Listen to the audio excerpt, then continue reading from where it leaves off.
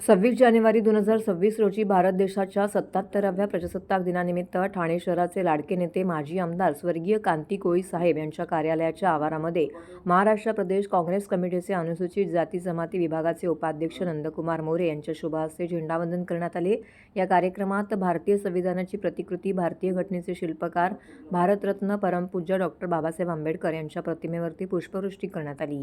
या कार्यक्रमास महाराष्ट्र प्रदेश महिला काँग्रेस कमिटी, शिल्पा सोनाने, श्रीमती मंगल तांडेल, ललिता पंडागळे, प्रीती त्रिभुवन, सुनीता लखन, दीपाली पवार, रूपाली खरे, अंजली अग्रवाल, पुष्पा अग्रहरी, काँग्रेस नेते हरेश्वर कोळी, नाना मगदूम, ठाणे काँग्रेस सचिव मनोज पांडे, युवक काँग्रेसचे विनीत मोरे, विवेक सोरखदे, शरद जाधव, सुलतान शेख, राजू शर्मा इत्यादी पदाधिकारी, लहान बोलके नागरिकांनी मोठ्या संख्येने उपस्थित राहून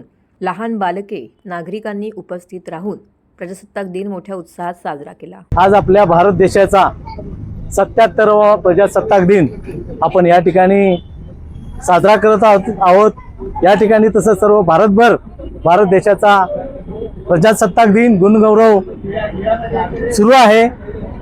आजच्या या भारत देशाच्या प्रजासत्ताक दिनानिमित्त आम्ही या ठिकाणी भारताच्या संविधानाचा आणि परमपूज्य डॉक्टर बाबासाहेब आंबेडकर यांच्या कार्याचा गुणगौरव या ठिकाणी केलेला आहे।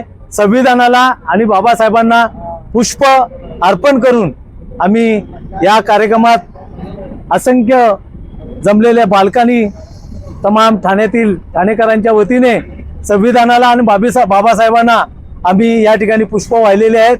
आजच्या दिनी मी एवढंच सांगू इच्छितो की आपल्या भारत देशाच्या संविधानाचं रक्षण करणं हे आपल्या प्रत्येकाचं आद्य कर्तव्य आहे।